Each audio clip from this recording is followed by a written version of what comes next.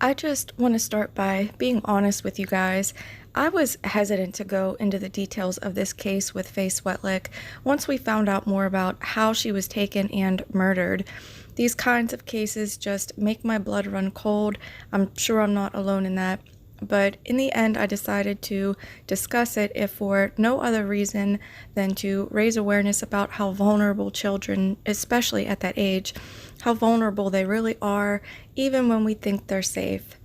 I'm not in the mindset of blaming Faye's parents in any way. It's nobody's fault aside from the one who took her life, but I do think that there is a lesson to be taken away from all of this.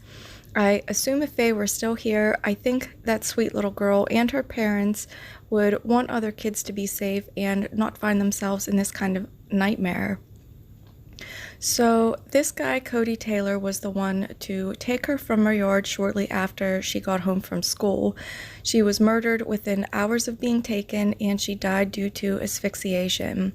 Cody has been linked by DNA evidence to Faye, and in his trash can, police found other evidence, including one of her rain boots and a soup ladle with fresh dirt in it.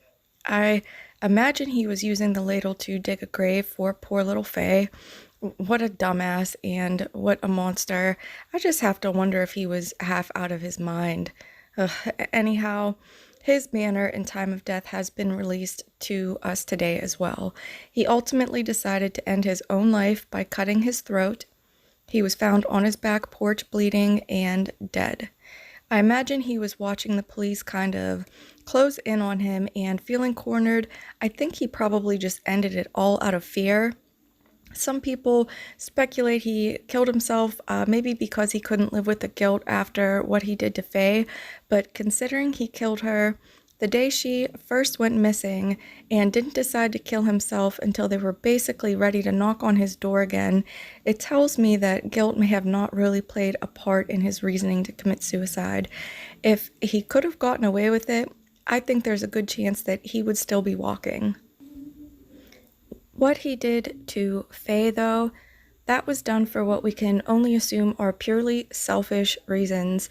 Of course, we don't know, but I've wondered if he killed her because maybe she was making too much noise and he didn't want to be caught, or if he killed her for pleasure, or even if by accident after taking her, we just don't know.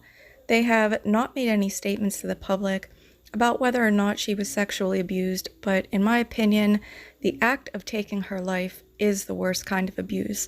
So regardless of how or what she suffered, she was victimized at his hands, and I don't really mind if the public doesn't get those ugly details, although I assume we eventually probably will.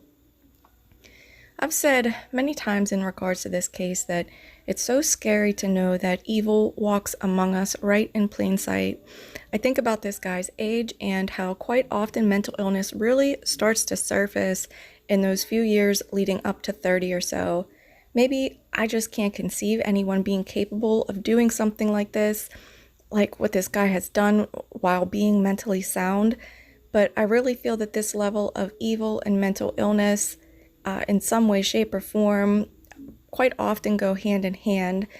I also need to say that not everyone who suffers from poor mental health is evil or even some kind of threat, and mental illness is, in my opinion, no excuse for the brutality that has occurred at the ends of his hands.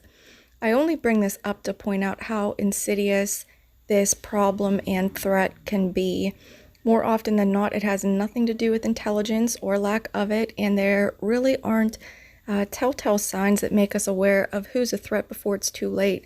You know, evil or mental illness just does not always wear a name tag. It's just a tricky topic, and I think always being aware of that is so important. You know, people can change. I've seen many people say online that they knew him and could never imagine him being capable of this. And then I've seen other people say, hey, this guy has been a creep since the very first day that they met him. It's my opinion that the truth probably lies somewhere in the middle of that. You know, we all have different sides to our personalities and kind of show them to different people at different times. So judging someone's character is such a murky thing because we all perceive and rationalize things and personality traits so differently. The bottom line is, and this is very sad, but when it comes to your kids, there almost has to be a rule of trusting next to no one, especially when they're so little that they really aren't aware of their surroundings. They don't understand people or intentions, and they're still small enough to be, just picked up and carried away. So we're kind of left with, what do we do to stop this kind of thing from happening? And as simple as it sounds, just being aware is probably the most helpful thing of all. If this mom would have known that her daughter was being targeted, she certainly would have not been outside by herself. If John Walsh would have known that his son was being targeted, he wouldn't have been out of his father's eyesight, I'm sure.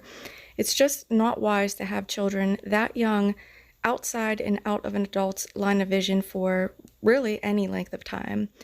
I'm not saying that just keeping a closer eye will stop this from ever happening again, not by any stretch of the imagination, and I know that.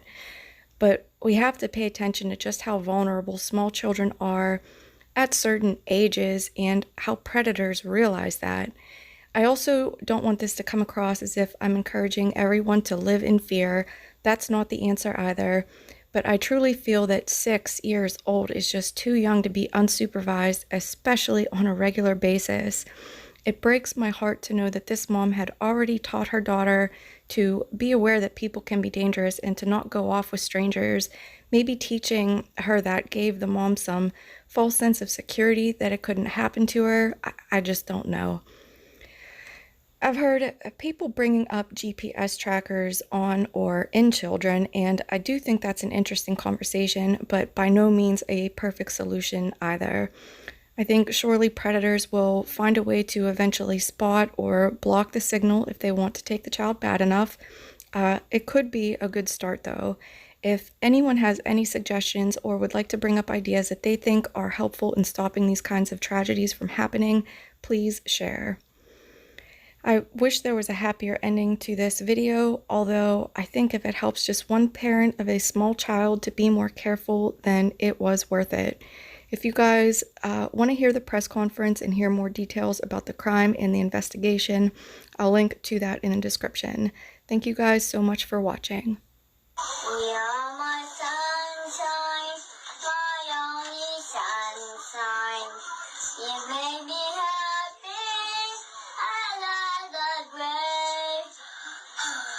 I'm so sorry.